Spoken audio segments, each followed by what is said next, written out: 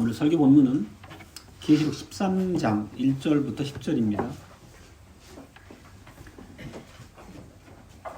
내가 보니 바다에서 한 짐승이 나오는데 뿔이 10이요 머리가 7이라. 그 뿔에는 10 면류관이 있고 그 머리들에는 참남된 이름들이 있더라. 내가 본 짐승은 표범과 비슷하고 그 발은 곰의 발 같고 그 입은 사자의 입 같은데 용이 자기의 능력과 보좌와 큰 권세를 그에게 주었더라. 그의 머리 하나가 상하여 죽게 된 것 같더니 그 죽게 되었던 상처가 나음에 온 땅이 이상히 여겨 짐승을 따르고 용이 짐승에게 권세를 주므로 용에게 경배하며 짐승에게 경배하며 가로되 누가 이 짐승과 같으뇨 누가 능히 이로 더불어 싸우리요 하더라. 또 짐승이 큰 말과 참남된 말하는 입을 받고 또 42달 일할 권세를 받으니라. 짐승이 입을 벌려 하나님을 향하여 회방하되 그의 이름과 그의 장막 곧 하늘에 거하는 자들을 회방하더라. 또 권세를 받아 성도들과 싸워 이기게 되고 각 족속과 백성과 방언과 나라를 다스리는 권세를 받으니 죽임을 당한 어린 양의 생명책에 상세 이후로 농명되지 못하고 이 땅에 사는 자들은 다 짐승에게 경배하리라. 누구든지 귀가 있거든 들을지어다. 사로잡는 자는 사로잡힐 것이요 칼로 죽이는 자는 자기도 마땅히 칼에 죽으리니 성도들의 인내와 믿음이 여기 있느니라.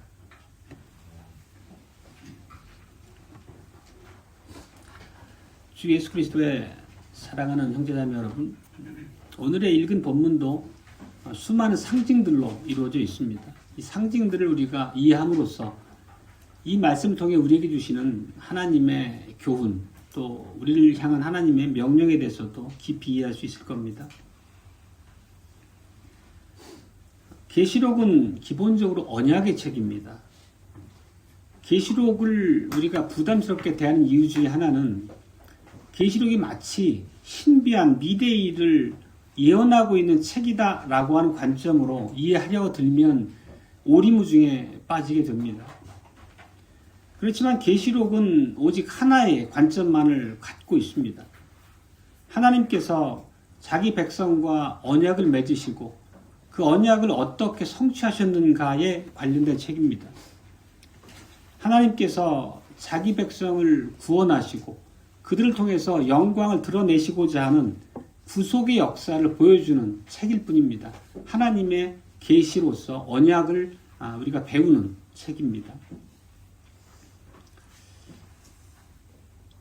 오늘 보면 바다에서 올라오는 짐승을 말할 때 이거는 기본적으로 로마를 상징하고 있는데요. 단순히 이게 수많은 사람들의 잘못된 길을 가는 것처럼 사람들에게 어떤 호기심과 흥밋거리를 제공하려는 의도가 전혀 아니라는 것입니다. 하나님은 성경을 통해서 항상 언약과 구속이라는 관점에서 말씀하시고 세상 제국이 등장하는 것은 바로 그 관점에서 해석할 수 있도록 우리에게 의도하시는 것입니다. 실제 로마 제국은 중요한 이유가 예수님께서 오실 당시에 거의 전 세계의 패권을 차지했던 나라죠. 실제 초대교회 앞에 실제로 존재했던 교회를 핍박하는 거대한 권세가 로마 제국이었습니다. 이 본문에 나오는 이 짐승, 로마 제국을 상징하는 이 짐승은 마귀, 사탄인 용의 하수인입니다. 하나님을 대적하는 모든 세상 권세의 상징과도 같은 나라였죠. 그리고 우리가 지난주 살폈던 것처럼 미가엘에게 패한 용은 분노를 여자와 그 여자의 남은 자손, 곧 교회를 향해 쏟아붓는 것을 본 바 있습니다. 그리고 그 분노는 바다에서 나오는 짐승들을 통해서 실제로 교회 위에 쏟아지게 됩니다. 짐승은 하나님의 이름을 회방하고 교회를 무섭게 핍박합니다. 그게 오늘 말씀의 내용입니다. 근데 불행하게도 이 용의 사주를 받은 짐승의 공격 앞에 교회가 크게 무너졌습니다. 많은 자들이 그 싸움에서 넘어졌고 하나님을 배도했습니다.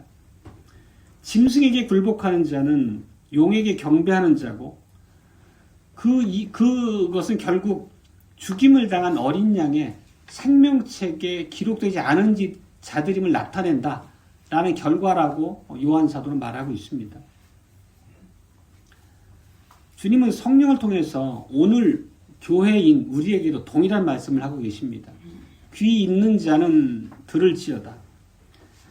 결국 오늘 이 말씀을 통해 우리에게 주는 교훈의 핵심은 용이 짐승을 통해서 교회를 핍박할 때 그 핍박의 양상은 매우 다양한 방식으로 우리에게 다가올 텐데 성도들에게 요구하는 하나님의 명령은 결국 인내, 신실한 믿음이라는 것입니다.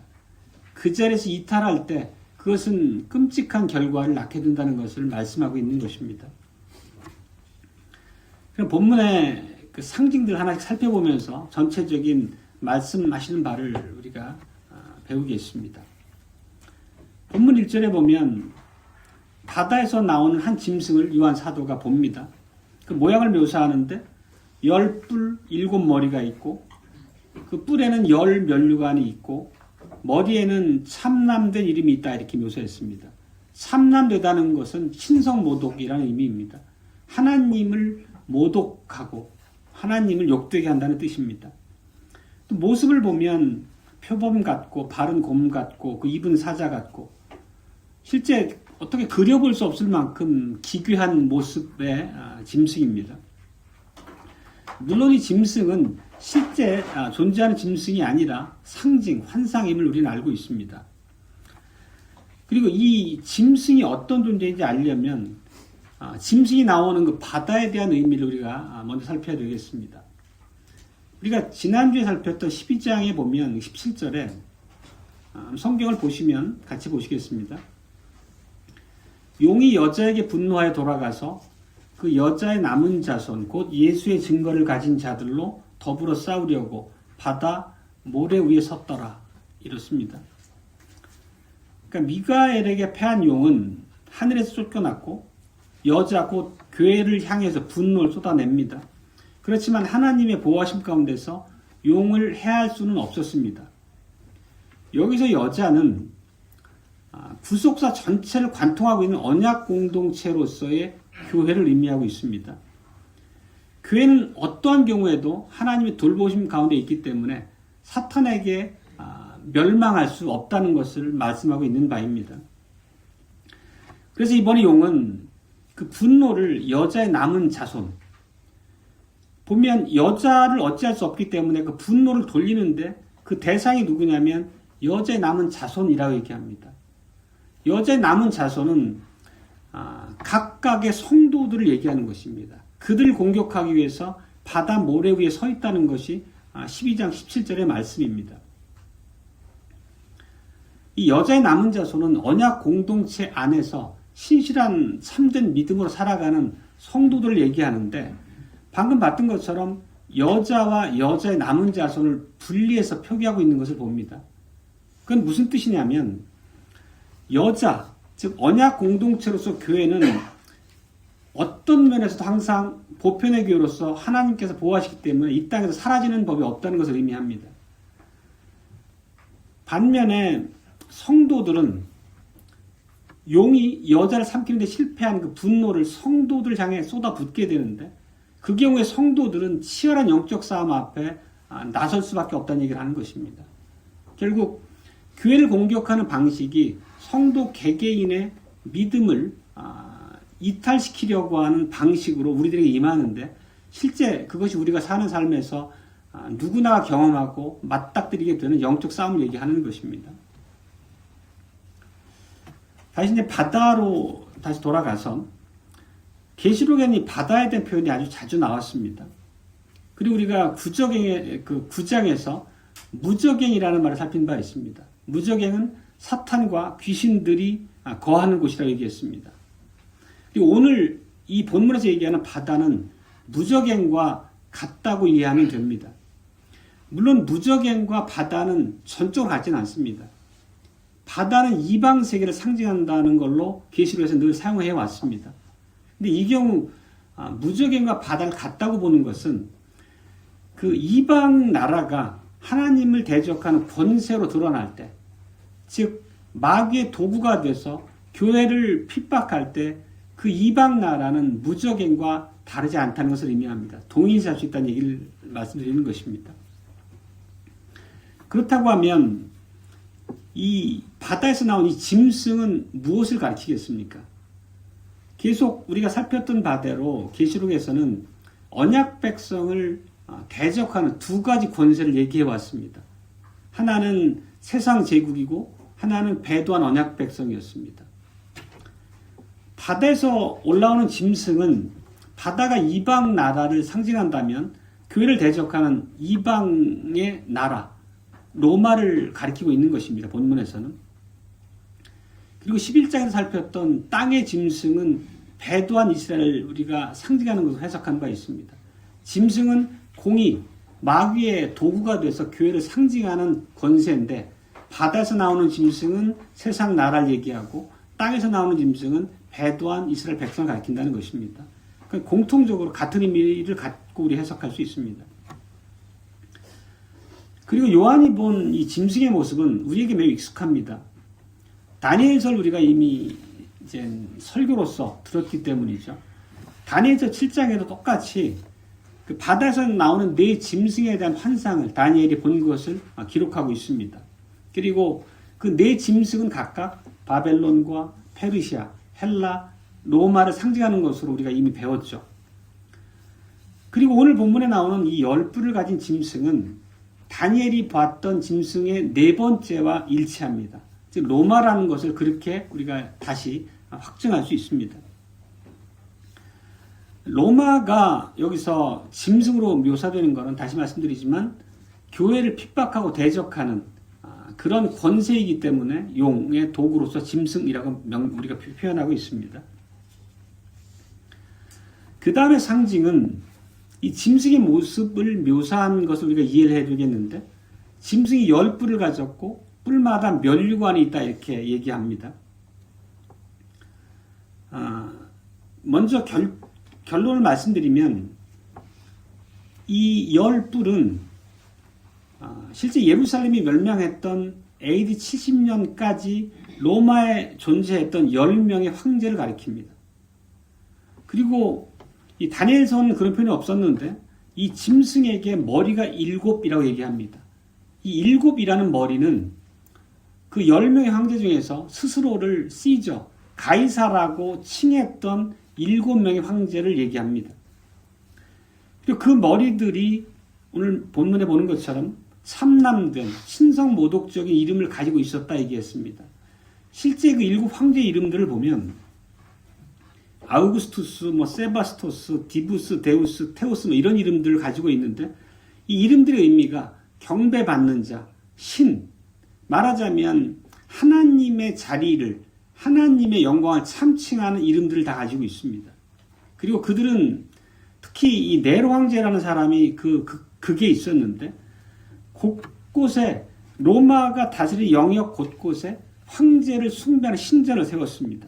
그리고 하나님께 돌려야 될 영광을 스스로 자취하고 백성들에게 절대적인 순종을 명령할 만큼 자기를 신격화했습니다.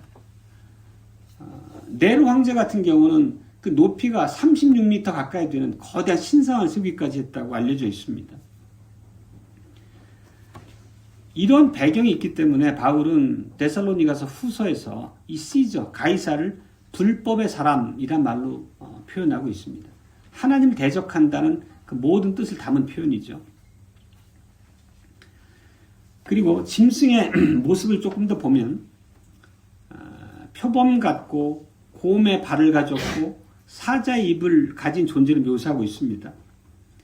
이것을 보면 결국 다니엘이 봤던 그 모든 짐승들의 모양이 모아져 있는 합쳐놓은 듯한 모습입니다. 이건 어떤 뜻이냐면 로마가 나머지 그 바벨론이나 페르시아나 헬라의 모든 악함과 무력, 폭력을 총망라한 것 같은 악의 총체로서 묘사하고 있는 바입니다. 실제 로마의 강성함이라고 하는 것은 그 나머지 모든 제국의 힘을 합쳐놓은 것만큼의 강한 나라였죠. 그 권세로 교회를 핍박했던 것을 봅니다. 요한이 이렇게 우리가 언뜻 보기에 해석을 듣지 않으면 잘 이해할 수 없을 것 같은 상징들로 로마를 표현하는 것은 어떤 우리에게 퍼즐, 스무고개를 맞추라는 뜻은 아닐 것입니다. 결국 이런 것들 통해서 요한이 말하고자 한 핵심은 로마 제국, 그 짐승의 배후에 있는 것이 용, 사탄이라는 것을 우리에게 말하고자 함입니다. 그 본문 2절을 보면 이렇게 얘기합니다. 용이 자기의 능력과 보좌와 큰 권세를 짐승에게 주었다 이렇게 얘기합니다. 즉 로마 제국의 배후에 있는 것은 궁극적으로 누구인지 얘기하는 것입니다. 마귀라는 거죠. 다시 말해서 사도시대에 실제 그리스도를 대적하고 교회를 핍박했던 마귀의 도구로서 세워졌던 존재했던 나라가 로마였습니다. 이렇게 사탄은 자신의 목적은 하나님 대적하고 교회를 어떻게 하든 하나님으로부터 떼어놓으려고 하는 교회를 향한 핍박 공격이죠. 그 과정에서 이렇게 세상적인 권세를 사용하는 것을 우리는 볼 수 있습니다. 이것을 우리가 항상 기억을 해야 되는 것입니다. 그 권세는 우리가 교회 역사를 통해서 반복적으로 볼 수 있지만 짐승처럼 사납고 잔인하기 때문에 세상의 그 권세가 교회를 굴복시키고 수많은 사람들을 배도로 내몰기에 충분하다는 것입니다. 그런 세상의 공격이 우리도 비껴가지 않는다는 것입니다. 방법을 달리할 뿐입니다. 오늘 이 짐승, 이 사납고 무섭고 무시무시한 짐승을 통한 교회 핍박이라고 하는 것은 사도시대에만 국한된 말씀이 아닙니다. 실제 교회 역사를 통틀어 보면 세상의 권세가 잔인하게 교회를 핍박했던 바가 아주 많이 있습니다. 우리나라 역사 안에서만 찾아보더라도 우리가 금방 떠올릴 수 있는 그런 시간들이 있습니다. 일제강점기 때 그 일본의 제국주의라고 하는 그 짐승의 배후에서 마귀가 교회를 핍박했죠. 그래서 신사참배를 하도록 강요했던 역사가 있습니다. 실제 또 이 우리나라 한반도의 교회가 먼저 세워진 곳은 이 북한 쪽 땅이었는데 북한의 공산 정권이 들어선 이후에 거의 북한에서는 모든 교회가 싹 없어지다시피 진멸된 그 역사적 기록도 있죠. 그렇지만 이런 모든 세상 권력, 교회를 공격하는 권력 뒤에는 용이, 마귀가 있다는 것이 오늘 말씀 통해 우리가 깨닫게 되는 바입니다. 그리고 이것이 오늘날 우리에게 주는 교훈도 명확하다는 것입니다. 우리 시대의 권세들, 우리가 그런 권세들과 더불어서 세상의 이론으로 살아가지만 세상의 권세를 쥔 그 총체로서의 권력이든 어떤 특정한 권력자든 관계없이 언제든지 바다에서 나온 짐승처럼 교회를 핍박하는 그런 위치에 설 수 있다는 것입니다. 전체 역사를 보더라도 마귀가, 용이 교회를 향한 공격을 멈춘 시대는 단 한 번도 없었습니다. 우리 시대에도 어떤 방식으로 그런 공격의 역사가 다시 재현될 수 있다는 것을 우리가 잊지 말아야 되겠죠. 그리고 오늘 이런 말씀을 통해서 우리에게 주는 매우 핵심적인 교훈은 우리가 이러한 영적 싸움의 실체를 늘 인지하고 있어야 된다는 말씀이고, 영적 이 전쟁을 통해서 다양한 방식으로 우리를 공격해 올 때 결코 우리는 긴장의 끈을 놓을 수 없다는 것입니다. 긴장의 끈을 놓는 순간 바로 넘어지고 배도의 자리로 떨어질 수 있다는 것을 오늘 본문이 얘기하고 있습니다. 계속 그런 의미를 살펴보겠습니다. 실제 이 본문에서 용이 로마라는 이 세상 나라를 통해서 그에게 능력과 보좌와 큰 권세를 주고 언약 백성을 공격할 때 교회는 어떤 일이 있었는지를 우리가 본문에서 볼 수 있습니다. 이 3절에 보면 짐승의 머리 하나가 상하에 죽게 된 것 같다.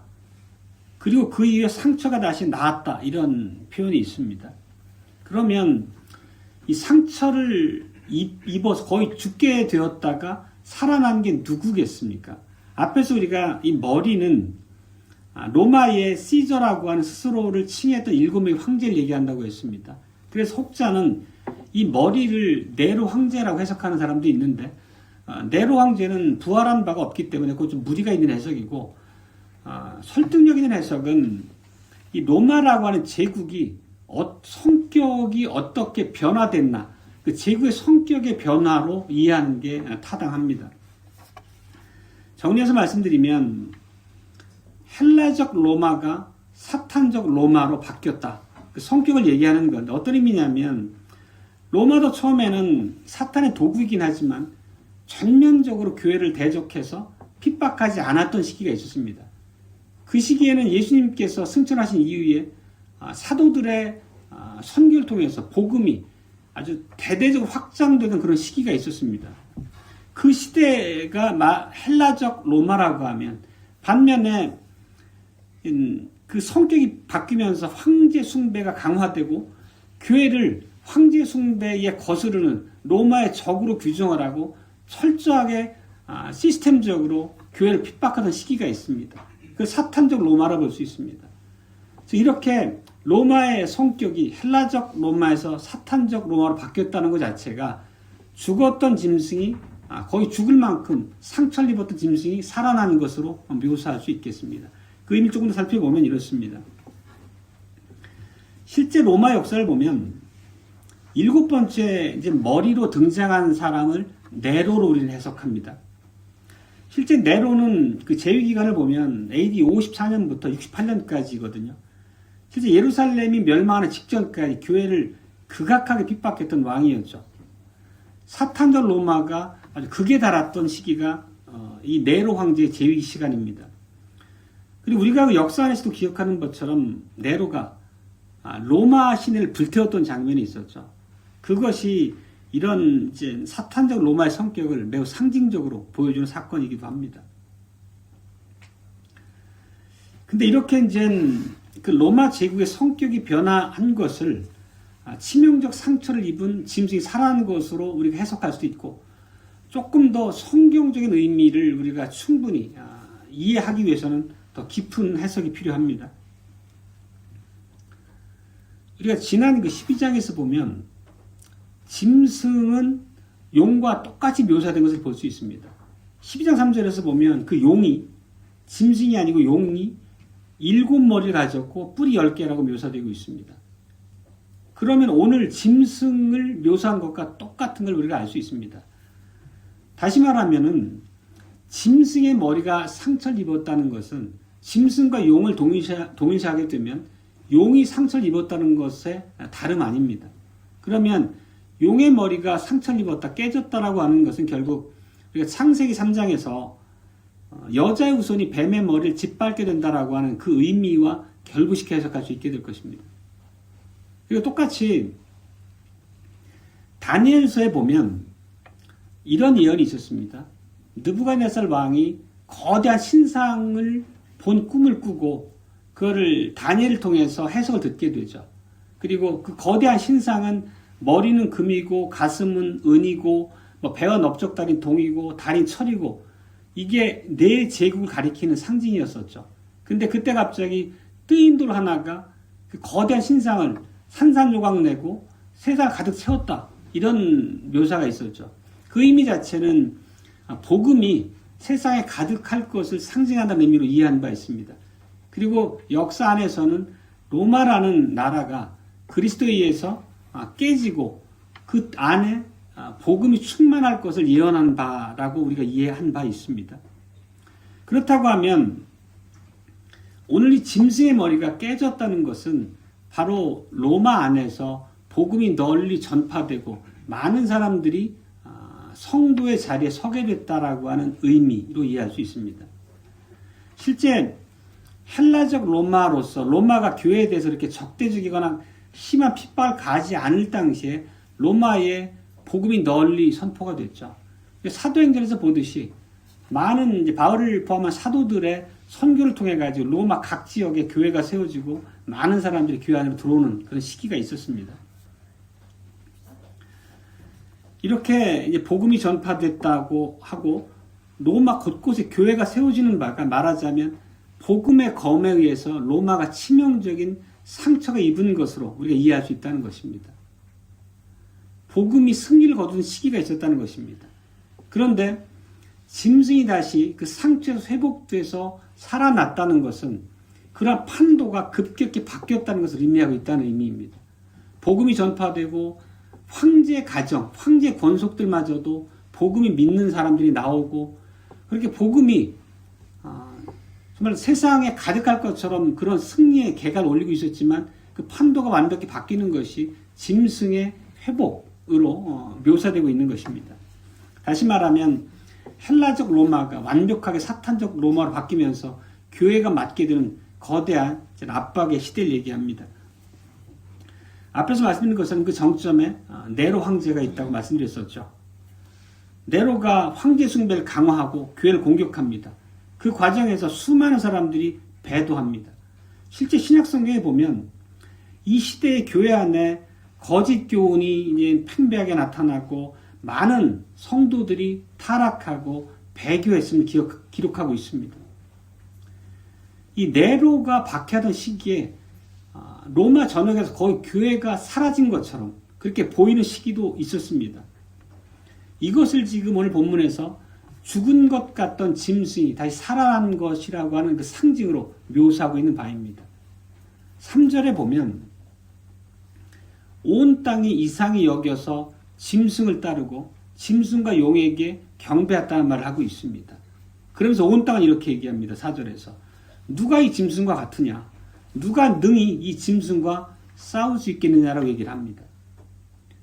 여기 땅은 누굴 가리키겠습니까?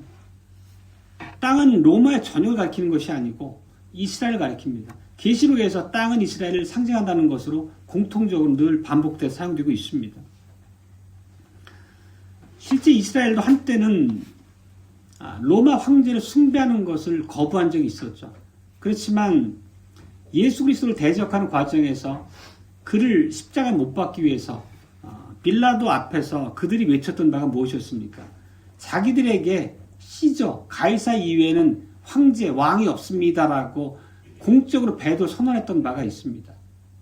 그렇게 이미 배도의 자리에 떨어졌던 유대인들이 이 네로 황제 시대에는 더욱더 이 네로가 복음을 핍박하고 황제의 권력이 교회를 완전히 압살하는 것처럼 보이자 더욱더 이 로마의 앞잡이가 되어서 교회를 핍박하는 그 일선에 서게 됩니다.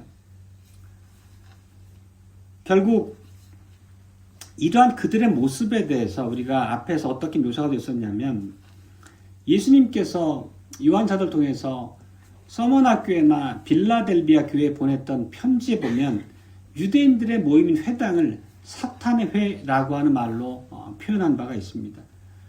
이렇게 로마가 대대적으로 교회를 핍박하던 시기에 회당은 로마의 앞잡이가 돼서 교회를 가장 거세게 핍박했던 세력이었고 바로 그것을 지칭하고 상징해서 사탄회라는 말씀으로 그들을 가리켰던 것입니다. 그러면 배도한 이스라엘 이야 그렇다 치더라도 과연 그러면 이 네로의 거대한 핍박 앞에 이 사탄적 로마의 이 핍박 앞에 교회는 어땠는지를 우리가 보면 그게 바로 5절부터 7절까지 나오는 내용입니다. 거기 보면 짐승이 하나님의 이름, 하나님의 장막, 다시 말하면 하늘에 거하는 자들을 회방했다 이렇게 표현합니다.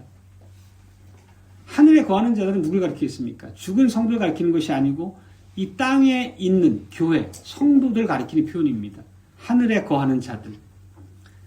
이 표현을 우리가 성도를 가리키는 표현으로 분명히 이해할 수 있는 것은 바울사도의 서신서에 보면 빌립보서에 우리의 시민권은 하늘에 있다 이렇게 얘기합니다.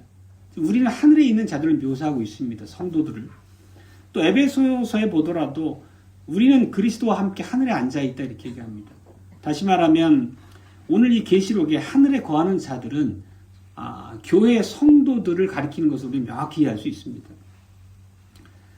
그런데 그 이후에 이어진 말씀을 보면 우리에게 사실 큰 충격을 주는 말씀입니다. 이 치명적인 상처를 입었다가 살아난 짐승이 다시 말하면 거대한 사탄적 로마가 42달 동안 성도들과 싸우게 되는데, 핍박하게 되는데 성도들을 이겼다라고 묘사하고 있습니다. 그게 바로 5절로 7절인데 본문을 다시 한번 보겠습니다. 또 짐승이 큰 말과 참남된 말하는 입을 받고 또 42달 동안 일할 권세를 받으니라. 짐승이 입을 벌려 하나님을 향하여 회방하되 그의 이름과 그의 장막 곧 하늘에 거하는 자들을 회방하더라. 또 권세를 받아 성도들과 싸워 이기게 되고 각 족속과 백성과 방언과 나라를 다스리는 권세를 받으니, 이 시기에 성도들과 싸워서 짐승이 이기게 된다는 것이 어떤 의미인지 우리가 주의 깊게 살펴야 되겠습니다. 이 42달이라고 하는 것은 앞에서 봤지만 교회가 핍박을 받고 고통당하는 시기라는 것을 우리는 이해한 바 있죠. 그러면 이 짐승이 교회를 이겼다는 게 어떤 의미겠습니까? 성도들이 재산과 명예를 잃고 그냥 목숨을 잃었다는 정도를 얘기하는 것일까요? 본문에서 전혀 그렇게 표현하지 않습니다. 성도들이 짐승과 싸워서 졌다는 것은 배도했다는 것입니다.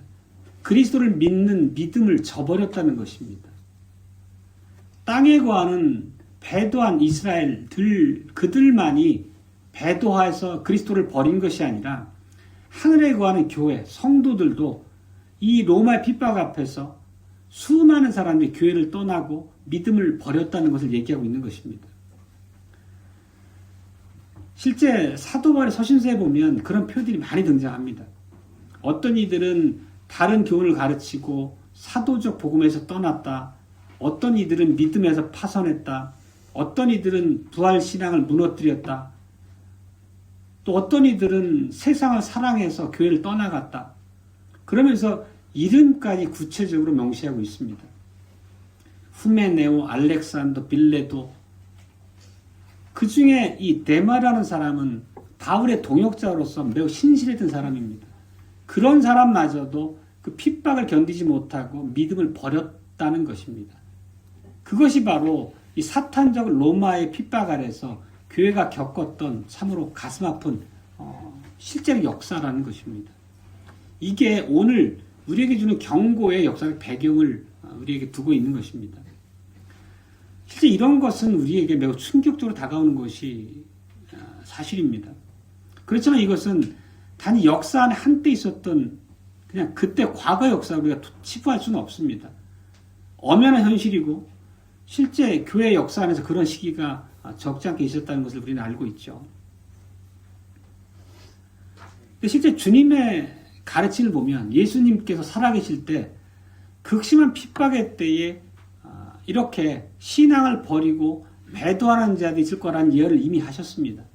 그 비유가 바로 씨 뿌리는 자의 비유인데 마태복음 13장에 거기 보면 여러 비유가 나오는데 돌밭에 떨어진 씨라는 비유도 나오죠.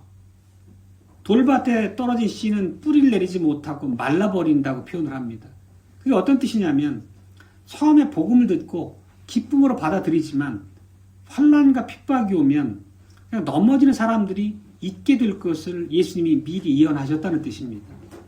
고난 앞에서 그리스도를 믿는 신앙을 저버리는 자들이 있게 될 것이라는 것을 이미 예수님께서 예언해 놓으신 거고, 실제 로마의 핍박 당시에 수많은 성도들이 믿음을 버렸다는 것은 예수님의 예언의 성취라고 우리가 이해할 수 있겠습니다. 그 예언은 우리에게도 오늘날 똑같은 의미로 우리에게 다가옵니다. 실제 교회 역사를 보더라도 극심한 박해가 있을 때마다 동일한 일이 반복됐죠.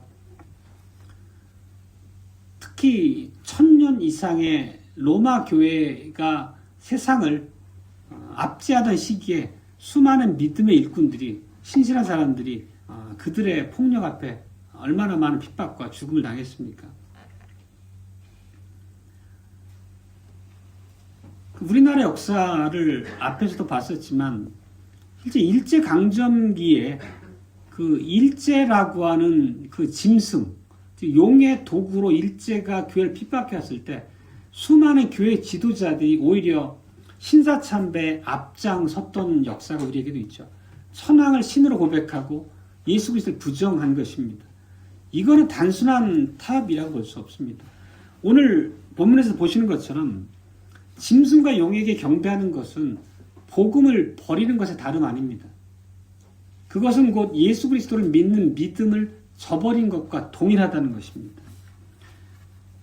그런데 우리가 보는 8절은 우리에게 더 충격적인 그 말씀인데요. 이 짐승에게 경배한 자들을 어떻게 표현하냐면 죽임당하신 어린 양의 생명책의 창세로부터 그 이름이 기록되지 않은 자들이라고 얘기를 합니다. 물론 우리는 영생을 주기로 하나님이 작정하신 사람이 누군지 우리는 알 수 없습니다. 하나님께 속한 오묘한 일이기 때문이죠. 그렇지만 선택이 하나님의 영원한 작정이라고 하는 면에서 보면 분명한 사실을 오늘 말하고 있는 것입니다. 언약을 파기하고 짐승을 경배한 자들은 결코 생명책에 포함된 자들이 아니었다는 것입니다. 그것이 드러나는 장면이 예수 그리스도를 믿는 믿음을 버리는 일이라는 것을 얘기하고 있습니다. 하나님은 우리와 은혜 언약을 맺으셨습니다. 그래서 용의 권세 아래 있던 우리, 죄의 종로로 타던 우리를 자유케 하셨죠. 우리를 구속하셨습니다. 그리고 우리에게 언약 백성에게 마땅한 인내와 신실한 삶을 요구하십니다. 우리가 반복해 듣는 말씀이죠. 오늘 본문에서 우리가 반드시 깨달아야 되는 것은 우리에게 하나님께서 맡기고 명령하신 언약적 그 복음 앞에 성도의 의무를 버리게 된다면 그 결과가 끔찍하다는 것입니다. 그 최종적 결과는 언약에서 끊어진다는 것입니다. 생명책에서 기록되지 않았다는 걸 스스로 증거한다는 의미라는 것입니다.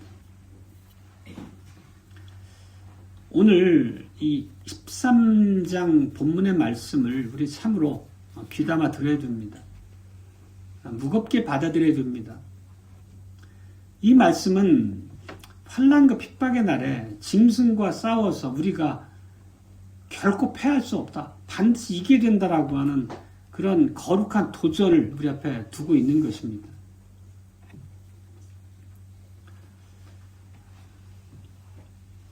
요한 사도는 짐승을 경배하는 자들에게 말하면서 교회에 대해서도 경고를 하고 있는 거죠. 그 경고가 9절에 그대로 나와 있습니다. 누구든지 귀가 있거든 들을지어다. 이거는 짐승을 경배하는 자들, 믿음에서 파선하는 자들은 생명책에 기록되지 않은 자들이라는 것을 기억하라고 우리에게 촉구하는 의미입니다. 그리고 오늘 본문에서 요한이 우리에게 경고하고 있는 바는 짐승에게 경배한 자들이 땅에 거하는 자들만이 아니었다는 것입니다. 하늘에 거하는 자들, 교회 안에 있는 성도들도 그 안에 다수 들어있었다는 얘기입니다. 그리고 10절에 보면 짐승을 따르는 자들, 그리스도를 믿는 믿음을 저버린 자들의 운명에 대해서 선포하고 있습니다. 이런 말씀이죠. 10절입니다. 사로잡은 자는 사로잡힐 것이요 칼로 죽이는 자는 자기도 마땅히 칼에 죽으리니 이렇게 얘기합니다. 이거는 거의 똑같은 말씀이 예레미야서에 나옵니다. 예레미야서 15장 2절에 나오는 말씀인데 하나님께서는 예레미야에게 이렇게 말씀하십니다. 더 이상 이스라엘을 위해 기도하지 말라. 내 동족의 구원을 위해서 나한테 간구하지 말라. 이런 말씀하십니다. 그러시면서 모세와 사무엘 같은 위대한 중보자가 기도해도 난 듣지 않겠다. 하나님이 이렇게 말씀하십니다. 15장에 보면 예레미야. 그 이유가 뭐냐면 이스라엘이 나를 버렸다. 나 여호와를 저들이 버렸다. 그 결과 저들을 향한 멸망이 이미 작정되었다. 그들의 심판을 피할 여지가 없다라는 말씀으로 주신 것이 바로 오늘 계시록 13장 10절의 말씀과 같다는 것입니다. 이 예레미야의 말씀을 들은 많은 백성들이 두려움으로 예레미야에게 묻습니다. 우리가 어떻게 해야 됩니까? 그러니까 예레미야는 자기의 말이 아니라 하나님께서 들은 말씀을 대언할 수밖에 없었는데 그 대언한 말씀이 바로 오늘 10절에서 보고 있는 말씀입니다. 예레미야 15장 2절도 같은 말씀입니다. 어떤 말씀이냐면 예레미야가 하나님께 받아서 그 백성들에게 했던 말입니다. 죽을 자는 죽음으로, 칼을 받을 자는 칼로, 기근을 당할 자는 기근으로, 포로될 자는 포로됨으로 나아갈지니라. 실제 이 예레미야 예언이 바벨론에서 남유다가 철저하게 패망함으로써 성취가 된 거죠. 오늘 요한도 바로 이 예레미야 예언의 말씀을 인용해서 첫 세기에 말하자면 1세기 초대 교회의 언약 백성들이 배도할 때 그들에게 가해질 운명에 대해서 선포하고 있는 것입니다. 하나님의 심판이 그들에게 임하게 될 것이라고 하는 것을 말하고 있는 거죠. 이것은 전 시대를 동일하게 적용해서 언약을 파괴한 자들, 하나님의 말씀을 거역한 자들에게 내려지는 하나님 형벌이고 심판이라는 것입니다. 사도 요한은 이제 모든 말씀을 마치면서 10절의 후반부에 이렇게 선포합니다. 성도들의 인내와 믿음이 여기에 있느니라. 이것이 오늘 설교의 핵심입니다. 결국 언약적 의무를 다한다는 것은 결코 편안한 길이 아니라는 얘기를 해왔습니다. 그럼에도 불구하고 성도들의 인내와 믿음이 여기에 있느니라. 즉 인내와 믿음이 언약 안에서 성도가 가져야 될 태도라는 뜻입니다. 의무라는 얘기입니다. 믿음이라는 것은 그냥 막연한 감정이 아닙니다. 예수 그리스도가 누구인지를 분명히 알고 그 복음의 내용 하나하나를 굳게 붙잡고 우리가 삶으로서 실증해 내야 되는 것입니다. 믿음의 내용, 복음의 내용이 무엇입니까? 사도신경을 통해 우리가 고백하고 있는 내용이죠. 또 니케아 신경이나 아타나시우스 신경 같은 교회 보편의 신조 안에 담긴 믿음의 고백들의 내용이죠. 좀 더 확장을 해보자면 우리가 새 일지신조를 통해서 성경의 말씀을 풍성하게 배우고 있습니다. 그 진리의 지식들 하나하나가 우리 마음에 새겨지고 우리 믿음의 근간을 삼아야 될 토대라는 것입니다. 우리가 믿는 예수 그리스도의 믿음, 예수 그리스도를 믿는다는 것이 어떤 의미겠습니까? 그냥 믿습니다가 아니라 복음의 내용, 믿음의 내용들을 세세하게 이해하고 우리 마음에 새기는 것이 믿는 방식이고 그것이 우리 삶을 통해서 드러나고 구현되는 것이 우리가 신앙을 발휘하는 방법이라는 얘기입니다. 우리는 이 믿음에 신실해야 합니다. 이 신실함은 그냥 우리의 삶이 평탄할 때, 평화의 시기에만 요구되는 것이 아닙니다. 환난과 핍박의 때에도 동일하게 이 신실함이 요구되는 것입니다. 환난과 핍박이라는 것이 1세기를 살았던 로마의 앞자에 있었던 그들과 다른 모습으로 우리에게 다가오겠지만 본질상 우리에게 요구되는 언약적 신실함은 다르지 않다는 것입니다. 결국 마귀가 짐승이라고 하는 세상 권세나 세상의 도구를 통해서 성도인 우리들에게 도전하는 바는 한 가지입니다. 누가 너의 참신이냐, 누가 너의 왕이냐 결정하라는 것입니다. 배도한 유대인들은 결국은 그리스도를 버리고 가이사를 왕으로 택한 거죠. 여호와를 버리고 용을 자신의 왕으로 삼은 결과를 낸 것입니다. 주님은 어떤 핍박, 환난이 오더라도 성도들에게 요구하시는 바가 분명합니다. 오직 그리스도만이 우리의 구주시고 왕이라는 것을 인정하고 끝까지 고수하라는 것입니다. 그것이 그리스도께 대한 충성이란 말씀이고 그 믿음을 버리는 것이 어떤 결과를 낳는지 오늘 말씀 통해서 우리에게 아주 선명하게 경고하고 계신 겁니다. 우리가 너무 이렇게 큰 거대한 세상 제국의 압박을 얘기하면 우리가 당면하는 영적 싸움이 뭔가 모호해지고 납득이 안 될 수 있겠지만 실제 우리의 언어로 조금 더 상세하게 얘기해 본다면 우리의 일상 가운데 짐승은 교묘한 모습으로 우리를 공격해 올 수 있겠습니다. 지금 우리가 사는 시대에 어떤 국가적인 핍박은 있지 않죠. 종교의 자유가 심하게 훼손된다거나 교회 간다고 우리를 감옥에 가두거나 이런 일은 있지 않습니다. 그렇지만 짐승은 매우 우리의 연약함을 공격하는 방향에서 다가오죠. 예를 들면 직장 생활 하나 예를 들면은 직장에서 상사가 어떤 직장의 일과 이익을 근거로 주일 출근을 명할 때 우리의 입장이 어떠해야 하는지가 오늘 말씀에 비춰보면 매우 선명합니다. 타협의 여지가 있지 않다는 거죠. 또 불이한 업무를 강요하면서 승진과 월급을 미끼로 그 일을 하도록 우리를 교묘하게 충동할 때 하나님의 말씀에 어긋나는 일을 취한다는 것 자체가 말하자면 짐승의 공격에 넘어지는 것과 다르지 않다는 것을 우리 이해해야 됩니다. 특히 또 오늘날 보면 인터넷이나 이 뉴미디어라고 하는 게 우리가 엄청난 편리함을 주고 있습니다. 그냥 정보를 클릭 몇 번만 하면 내가 원하는 바를 얻는데 사실 별로 어려움이 있지 않습니다. 그렇지만 그 안에는 아주 많은 진리를 범하거나 거스르는 내용들이 교묘하게 숨어 있습니다. 무신론, 인본주의, 우상 숭배를 숨겨놓은 그런 내용들이 아주 많죠. 조금만 분별력을 가지고 심도 있게 들여다보면 금방 알 수 있습니다. 이런 것들이 알게 모르게 우리의 생각 속에 주입되고 있다는 것입니다. 이런 것이 어찌 보면 물리적으로 우리가 큰 압박 가운데서 죽으면 죽으리라라고 하는 그런 말씀처럼 믿음의 결단하는 것보다 오히려 우리가 더 교묘하게 짐승의 공격에 넘어지는 결과로 이어질 수 있겠습니다. 그만큼 우리가 하나님의 진리의 지식에서 충분히 자라가지 않으면 이러한 공격 앞에 우리가 넘어지는 그런 연약함에 노출될 수 있다는 거죠. 주님께 대한 이 신앙의 신실함에 대해서는 우리가 인내가 참 요구된다는 것입니다.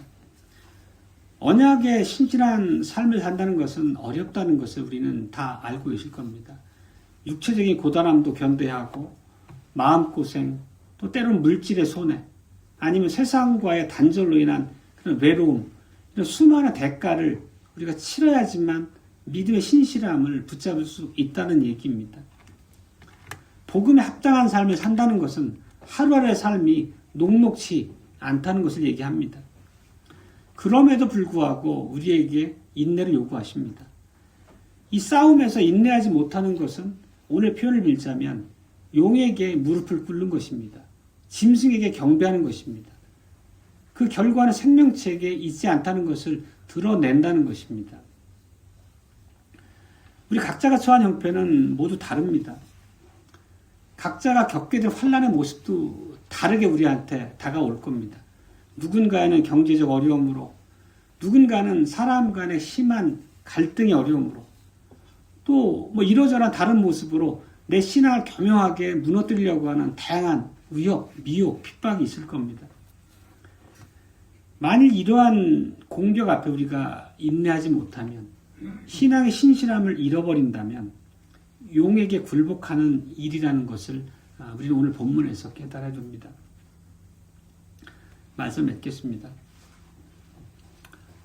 끝까지 인내하며 믿음을 지키는 자들에게는 놀라운 약속이 주어집니다. 우리가 아시아 7교회에게 보낸 편지에 담긴 표현들 몇 가지만 보면 이기는 자에게 주님은 하나님의 낙원에 있는 생명나무의 열매를 먹게 하실 것이다. 이렇게 약속하셨죠. 죽도록 충성하는 자들에게는 생명의 멸류관을 주신다. 약속하셨습니다. 둘째 사망의 해를 받지 않게 하실 것이다 하고 하셨습니다. 또 이기는 자에게는 감추었던 만나와 새 이름이 기록된 흰 돌을 주시겠다고 하셨습니다. 이건 그리스도를 상징하는 표현이었죠. 만국을 다스리는 권세를 주겠다 하셨습니다. 예수님께서 승귀하셔서 승천하셔서 하나님 보좌 우편에 앉아서 만유를 다스리는 권세를 받으신 것처럼 우리 역시도 믿음에서 승리하게 되면 하나님의 보좌에 함께 앉아 세상을 다스리는 권세를 우리와 함께 누리겠다는 약속을 주셨습니다. 계시록에서 살핀 바처럼 미가엘에게 패한 용은 크게 분노하고 지금도 여자의 자손, 교회, 성도들을 넘어뜨리기 위해서 끊임없이 교묘한 방법을 총동원해서 공격해 옵니다. 바다에서 올라온 짐승은 참으로 교회에게 위협적인 존재입니다. 교회 역사가 그것을 증거하고 있습니다. 교회 안에 들어왔던 수많은 성도들이 그 싸움에서 넘어지고 결국은 배도의 자리에 떨어졌습니다. 그렇지만 핑계할 수 없다는 것을 오늘은 말씀하고 계시죠. 하나님께서. 이 모든 공격 속에서 성도들에게 인내와 신실한 믿음을 요구하십니다. 끝까지 언약을 굳게 붙잡고 그 자리에 의무를 다하라는 말씀을 우리에게 명령하고 계십니다. 끝까지 인내하십시다. 주님은 신실한 자를 결코 외면하지 않으십니다. 아멘.